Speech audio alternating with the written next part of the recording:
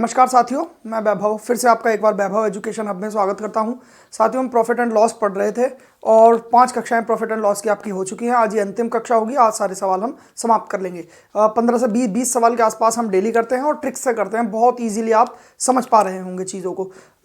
आज की कक्षा में चैप्टर आपका समाप्त हो जाएगा। चलिए शुरू करते हैं अपने सवालों से ही। ठीक है, पहला सवाल आज की कक्षा का क्या कह रहा है कि एक व्यापारी अपने सामान पर क्रय मूल्य से 10% अधिक मूल्य अंकित करता है तथा वह कुछ बट्टा देकर सामान बेचता है तथा 1% हानि प्राप्त करता है। बट्टा कितना है ये पूछा है आपसे। भाई ये हमारा सीपी है, ये हमारा एमपी है। कि कोई व्यापारी देखो 100 रुपये की वो चीज़ खरीद के लाया होगा, उसने इस चीज़ से 10% अधिक अंकित करा है मूल्य। तो 10% अधिक कितना मूल्य अंकित किया होगा उसने? 110। अच्छा, अब जब इस क्रम में उसने चीज़ों को बेचा तो क्या हुआ? उसको 1% की हानि हुई। जब 1% की हानि हुई होगी तो उसने कि चीज़ कितने में बेची होगी? 99 में। ये क्या होगा? उसका एसपी होगा। अच्छा, अगर मैं जो मार्केट प्राइस होता है उस पर यदि छूट देता हूं तो भी तो मेरा सेलिंग प्राइस ही आता है, तभी तो मेरा विक्रय मूल्य भी आता है। तो मैंने देखा कि विक्रय मूल्य तक जाने में कितना बट्टा दिया है उसने? 11 का बट्टा दिया है। आपने देख लिया 11 का बट्टा दिया। आपसे बट्टा पूछा है प्रतिशत में, तो प्रतिशत बट्टा कैसे निकलता है? भाई कितना बट्टा है और बट्टा किस पे निकलता है? हमेशा मार्केट प्राइस पे। तो मार्केट प्राइस कितना है? 110 गुणा 100। तो प्रतिशत में आपका 10% आप उसने क्या दिया है? बट्टा दिया है। ठीक है, कितना इजी सा सवाल था। बहुत इजी सवाल है, हम बहुत अच्छे से इन सवालों को समझ रहे होंगे। आगे बढ़ते हैं। अब हम अगला सवाल देखते हैं क्या कह रहा है।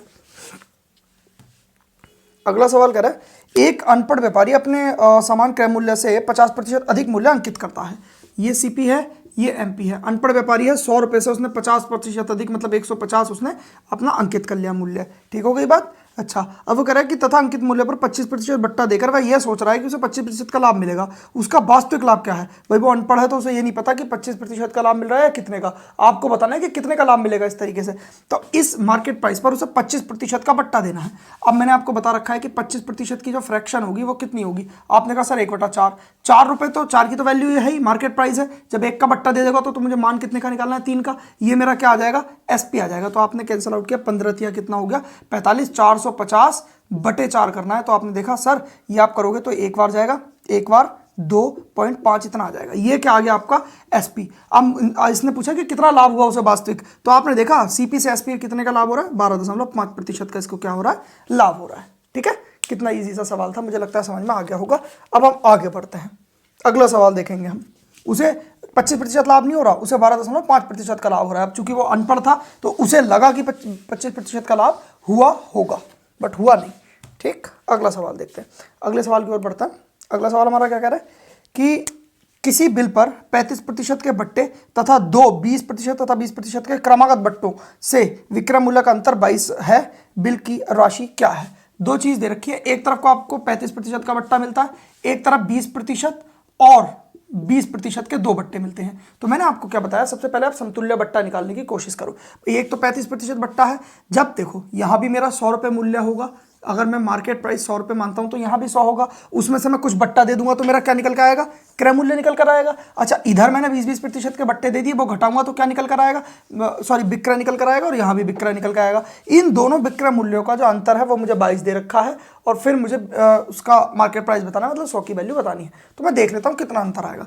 तो यहां जब मैंने देखा तो कितना अंतर आया, आपने कहा सर इसका समतुल्य बट्टा निकाल लो, ये ऐसे करके निकल जाएगा। सिंपल, ये कल ही मैंने आपको बताया है, मुझे लगता है कोई बताने की जरूरत नहीं है। जब मैंने किया तो 36% का बट्टा आ गया और यहाँ 35% का बट्टा आ रहा है। कितने का अंतर आ रहा है? 1% का। बस इस 1% की ही वैल्यू मुझे क्या दे रखी है सवाल में? 22 दे रखी है। मुझसे क्या पूछा है? इसका अंकित मूल्य पूछा, कितनी राशि है? तो 100 का मान मुझे बताना है। 100% का दोनों तरफ मैं 100 से गुणा कर दूंगा तो 2200 रुपये इस सवाल का क्या आ जाएगा? आंसर आ जाएगा। ठीक होगी बात? कोई आपत्ति इस सवाल में? अच्छा, एक चीज और समझने की कोशिश करो। आपको लग रहा होगा कि मैंने बट्टों को ही क्यों प्रतिशत 1 निकाल दिया इसका। अब आप समझने की कोशिश करो। जब मैं इसका एसपी निकालूंगा तो वो कैसे निकलेगा कि मार्केट प्राइस में से जब मैं बट्टा दे दूंगा 35, तो ये मेरा कितना निकल गया? आपने कहा सर 65 निकल गया। ये इसका सेलिंग प्राइस इस तरीके से आया। यदि वो 20% के 2 बट्टे देता है तो उसका सेलिंग प्राइस क्या होगा? आप कहोगे सर 100 में से 36 घटा दो, तो मैंने कहा कि सी आ गया 64। अब बताओ, एक तरफ तो सेलिंग प्राइस उसका 64% है, एक तरफ इसका सेलिंग प्राइस 65% है। दोनों का अंतर कितना आया? एक ही तो आया। तो बस इस एक का मान 22 दे रखा था। 100% का मान, जो 100 हम मार्केट प्राइस मानते हैं, मैंने 100 का मान निकालना था, 2200 आ गया। ठीक है, इजी सा सवाल था, आपको समझ में आ गया होगा। अब हम आगे बढ़ते हैं, अगला सवाल देखते हैं। अगला सवाल क्या है? अगला सवाल देखते हैं अब हम। अगला सवाल क्या कह रहा है कि एक पुस्तक विक्रेता किसी पुस्तक के छपे मूल्य पर 10% कमीशन देकर 12% लाभ कमाता है। कितने ज़्यादा सवाल हम इसी फॉर्मूले पर कर चुके हैं और मैंने ये फॉर्मूला कैसे आता है वो भी आपको बता रखा है लास्ट क्लासेस में। तो आपने देखा कि भाई उसे 10% का कमीशन दे रहा है तो 90 हो गया होगा, 12% लाभ कमा रहा है 112 हो गया होगा। जब मैं इसको काटूंगा तो 45 बटे कितना आ गया, 56 आ गया होगा। आपसे पूछा है कि क्या अनुपात है क्रय मूल्य का और छपाई मूल्य से, तो आपने कह दिया कि 45:56 इस सवाल का उत्तर आ जाएगा। देखा, एक लाइन का सवाल था, ये आपको पता होना चाहिए कि कहाँ से आया है, तो मैंने वो आपको पहले ही एक्सप्लेन कर चुका हूं मैं, अब ज़रूरत नहीं है मुझे नहीं लगता। अब आगे बढ़ते हैं, अगला सवाल देखेंगे। आ गया होगा, छोटा सा सवाल था समझ में। अगला सवाल क्या कह रहा है कि एक पुस्तक विक्रेता छपे मूल्य पर 10% कमीशन देने के बाद प्रकाशक 20% लाभ कमाता है। कितना ईजी सा सवाल है फिर वही। अब भाई 10% कमीशन दिया 90 का, 20% का लाभ कमाया 120 हो गया होगा। ठीक हो गई बात। यदि कमीशन बढ़ाकर 15% कर दिया जाए तो लाभ प्रतिशत बताना है। ठीक है, कोई बात नहीं, पहले इसका अनुपात निकालो तो 3/4 आ गया। अच्छा, अब ये जब मेरी चीज़ अनुपात में है, अपनी कैलकुलेशन सरल करने के लिए मैं इसको 300 मान सकता हूं, इसको 400 मान सकता हूं, कोई आपत्ति नहीं है। अच्छा, अब वो कह रहा है कि अब अभी तक वो 10% का कमीशन दे रहा था, लेकिन अब वो बढ़ा के 15% अगर कमीशन कर दे तो इस पर मैं 15% का कमीशन दूंगा तो कितने का सामान दूंगा, 85/100 का। ये मेरा एसपी आ जाएगा। तो जब मैं कैंसल आउट करने की कोशिश करूंगा तो 8, ये 340 आ जाएगा। ठीक है नहीं, तो ये आ गया उसका एसपी। सीपी ये है, मैंने देखा कितने का लाभ, आपने कहा सर 40 का लाभ हो रहा है। तो कितने पर होता है लाभ या हानि, किस पर होती है हमेशा, क्रय मूल्य पर। 300 × 100, तो ये 13 से 1/3% इस सवाल का क्या आ जाएगा, उत्तर। इतना लाभ उसको होगा। अगर वो 10% का छूट दे रहा था तो 120 का लाभ हो रहा था, अब वो 15% की छूट दे रहा है तो 13 से 1/3% का लाभ आ रहा है आपको। ठीक है, बहुत ईजी सा सवाल था। ऐसे सवाल हम बहुत कर चुके हैं, इस फॉर्मूले पे हमने बहुत ही ज़्यादा सवाल कर लिए हैं। ट्रिक है एक छोटी सी, और उससे हमने बहुत आसानी से बहुत जल्दी हम सवालों को सॉल्व कर लेते हैं। अगला सवाल देखते हैं। किसी वस्तु का अंकित मूल्य इसके क्रय मूल्य से 10% अधिक है। अंकित मूल्य इसके क्रय मूल्य से। अच्छा, क्रय मूल्य क्या है, मैंने 100 मान लिया।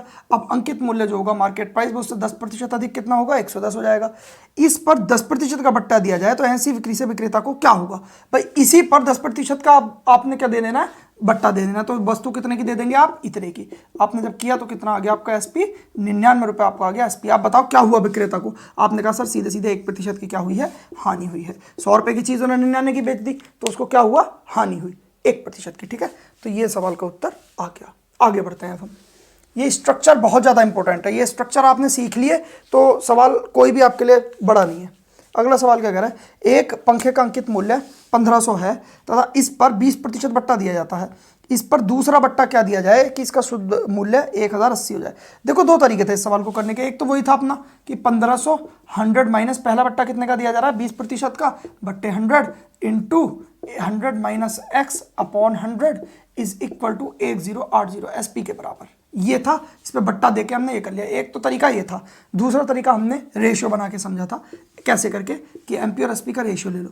1500 रुपये में हमने पहले जो है 20% का बट्टा दे दिया तो वो वस्तु मैंने 4/5 की दे दी होगी। कैसे, मुझे पता है 20% की फ्रैक्शन क्या होती है, 1/5। 5 का मान ये दे रखा है और मुझे मान कितने का निकालना है, 4 का। क्यों, 1 का बट्टा देना है। अच्छा, इसका अनुपात सेलिंग प्राइस कितना हो जा रहा है आपका, 1080। देखो, जब मैंने पहला बट्टा इस चीज़ पर दिया, अभी भी वो मेरा विक्रय मूल्य ही है क्योंकि इतने मूल्य पर भी मैंने इस चीज़ को नहीं बेचा। मैंने इसी मूल्य पर एक बट्टा और दिया है, तो बस वही बट्टा मुझे निकालना है। अभी यहाँ तक ही मेरा विक्रय मार्केट प्राइस ही तो है। अभी मैंने एक बट्टा और देना है इस पे बस। तो इसको जब सॉल्व करने की कोशिश की मैंने, ये आ गया कितना, 300, 4 या 1200, और अनुपात ये 0 से 0 कट जाएगा इसका, तो ये आ जाएगा इतना, 120 अनुपात इतना। इसका अनुपात निकालूंगा 12 से काट के तो ये आ जाएगा। आप बताओ कितने का बट्टा आ गया। आपने कहा सर 1 का बट्टा, मैंने कहा प्रतिशत में, तो आपने कहा 1 बटे बट्टा निकलता है मार्केट प्राइस पे जो कि 10 आ गया, गुणा 100 बराबर कितना आ गया, 10% का आपका बट्टा आ गया दूसरा वाला। अब अगर आप इसमें मान निकाल कर रखते तो एक्स का मान आपका 10 आ जाता है। ये बहुत लंबा बढ़ता, लेकिन ये बहुत ज़्यादा शॉर्ट पड़ता है जब हम अनुपात बना लेते हैं।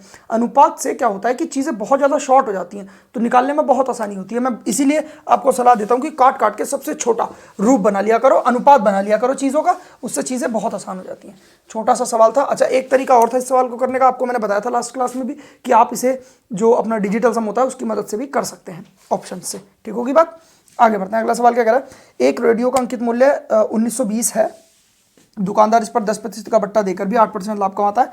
बट्टा न दिया जाए तो लाभ प्रतिशत कितना होगा। बस क्या बात है, ये हमने फॉर्मूला पढ़ रखा है। कितने का बट्टा दे रहा है वो, 10% का बट्टा देकर 8% का लाभ कमा रहा है। 10% का बट्टा तो 90 हो गया होगा और ये हो जाएगा 108। बस इसकी जब मैं वैल्यू निकालने की कोशिश करूंगा तो ये हो जाएगा 10/12 इज इक्वल टू 5/6 आ जाएगा। अब आप बताओ कितने का लाभ होगा। भाई जब वो बट्टा नहीं देगा, मेरे पास एक 100 रुपये की चीज़ है जिसका रेट MRP 100 रुपये पड़ रखा है। मैंने क्या कहा, मैंने कहा मैं आपको इस पर बिल्कुल भी छूट नहीं दूंगा, 100 ही रुपए की चीज़ दूंगा।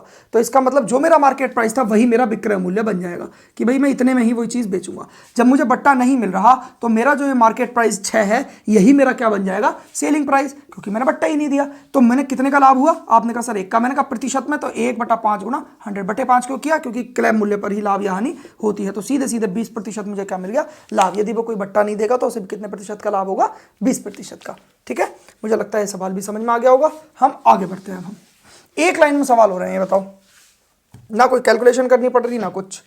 अगला सवाल क्या कह रहा है कि एक व्यापारी अपने वस्तुओं पर क्रय मूल्य से 20% अधिक मूल्य अंकित करता है। इस पर कुछ बट्टा देकर वह 8% लाभ कमाता है। बट्टे की दर क्या है। कितना इजी सा सवाल है, ऐसे ही सवाल हम कर चुके हैं भाई। 100 रुपये अगर उसका क्रय मूल्य है, उसने कितना प्रतिशत अधिक अंकित किया है, 20%, तो उसने 120 अंकित किया होगा। अब इस पर कुछ बट्टा दिया होगा तब वो चीज़ बेची होगी। अच्छा, ये है मेरा मार्केट प्राइस, ठीक होगी बात। अब इससे कितने का लाभ हुआ, उसको 108 का लाभ हुआ, ये मेरा सेलिंग प्राइस है। अब बताओ मार्केट प्राइस से सेलिंग प्राइस पर आने के लिए उसने कितने का वो दिया है। आपने कहा सर 12 का। मैंने कहा इसी प्रतिशत में बताना, तो आपने कहा सर बट्टा बटे मार्केट प्राइस, क्योंकि बट्टा मार्केट प्राइस पर मिलता है, गुणा 100 बराबर कितना आ गया, 10% का उसने क्या दिया होगा, बट्टा दिया होगा। ठीक है भाई, समझ में आ रहा होगा मुझे लगता है। आगे बढ़ते हैं। देखो कितने छोटे से स्ट्रक्चर समझना है आपको, बस स्ट्रक्चर से सारा सवाल बहुत आसानी से सॉल्व हो जाता है। आगे बढ़ते हैं। अगला सवाल क्या कह रहा है हमारा। अगला सवाल कहता है कि एक दुकानदार अपनी वस्तुओं पर क्रय मूल्य से 20% अधिक अंकित करता है तथा नगद दाम पर 10% बट्टा देता है। उसका लाभ प्रतिशत बताना है। कोई दिक्कत नहीं है भाई, 100 रुपये यदि उसका CP है तो MP उसका कितना हो जाएगा, 120, क्योंकि वो 20% अधिक मूल्य अंकित कर रहा है।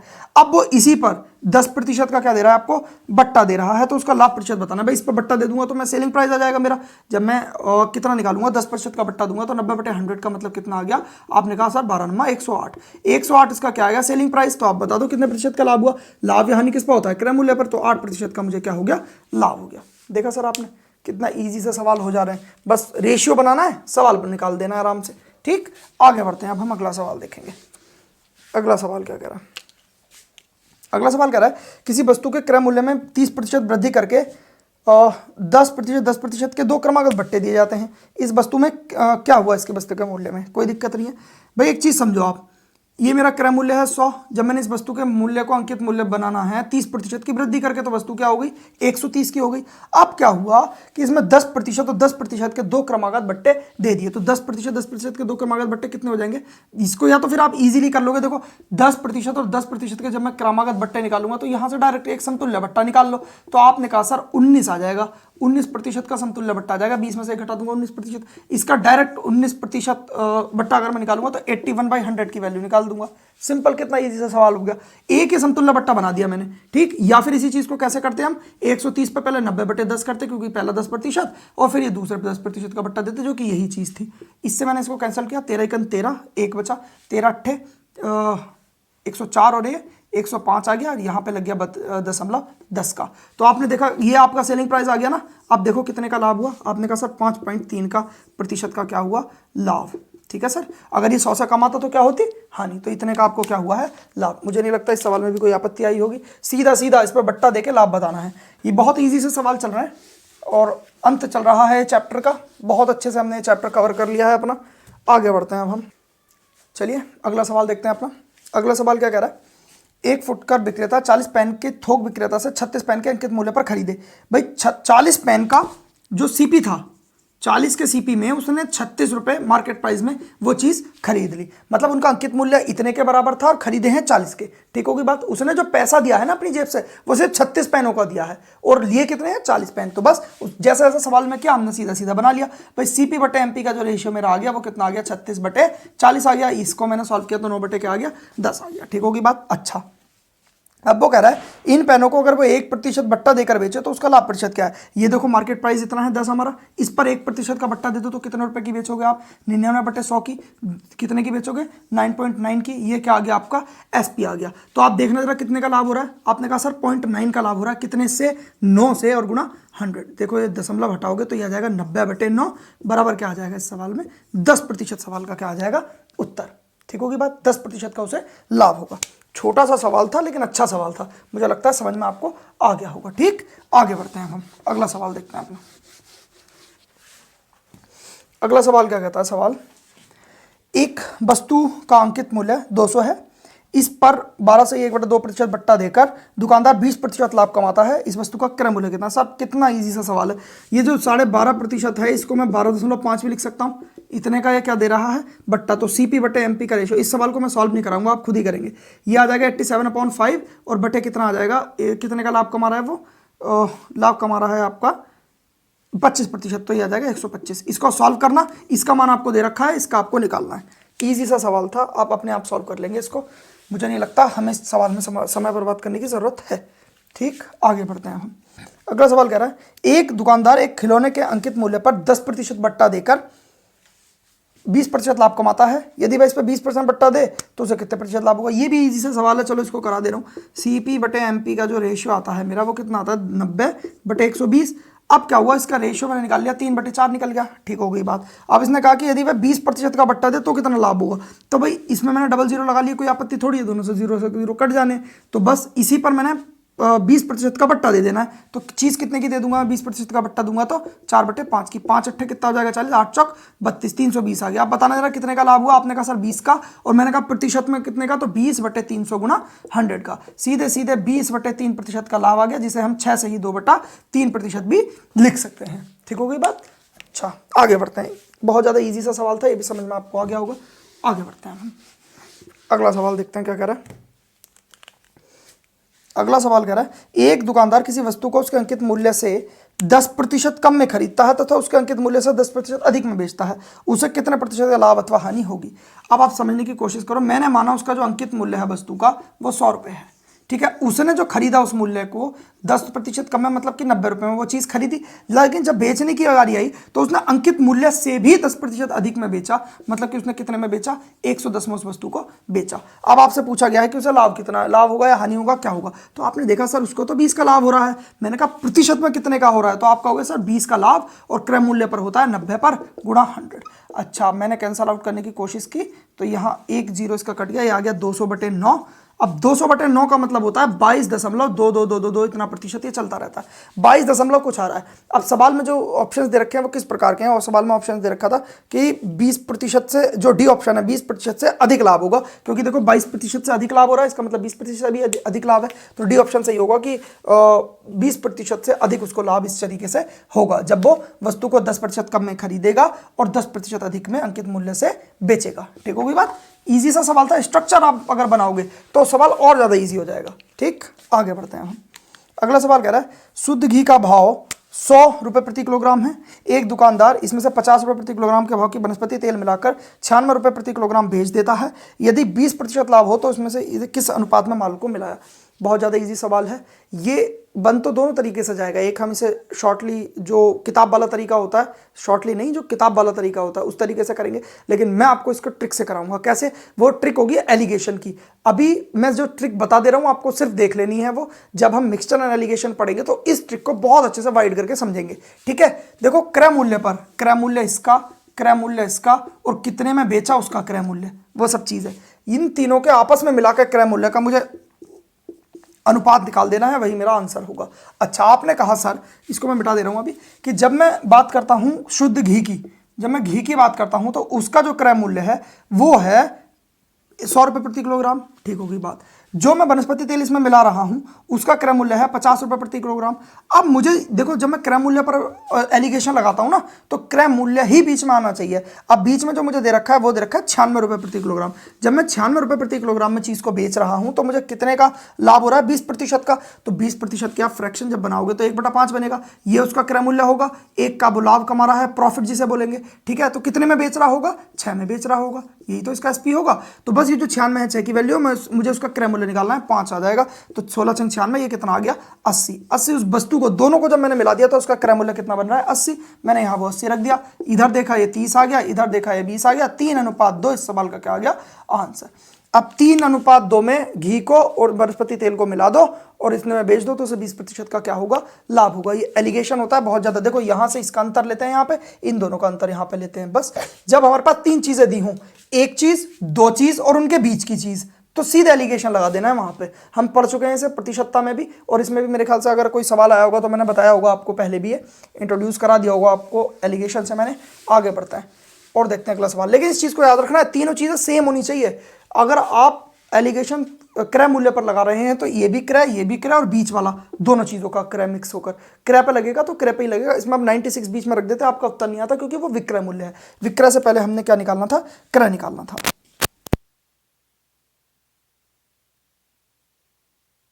अगला सवाल देखते हैं अपना।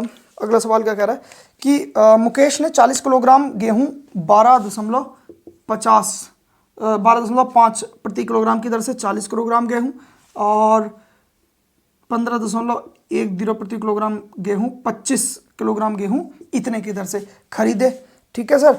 और उन्हें क्या किया उसने, उन दोनों प्रकार के गेहूं को मिला दिया। इस मिश्रण को वह कितने रुपए में बेचे कि उसे 10% का लाभ हो। इसमें हमसे विक्रय मूल्य पूछ ही गया, लाभ दे दिया। ठीक है, तो हम कैसे करेंगे? सबसे पहले मैंने ऐसा ही सवाल एक हम पहले भी कर चुके हैं, तो हमने क्या बताया था उसमें कि इसमें पहले इसको वैल्यूज को कम कर लो। मैंने इसे काट दिया 5 से, ये वैल्यूज इसकी हो गई सवाल की। ठीक होगी बात? अच्छा, अब निकालने की कोशिश करो। ये आ जाएगा 200 इसका गुणा। अच्छा, इसका क्या आ जाएगा? आपने कहा 5 ये 175.5 आ जाएगा। 15×5 सॉरी 75.5 आ जाएगा। ठीक है, अब ये दोनों का क्रय मूल्य हो गया।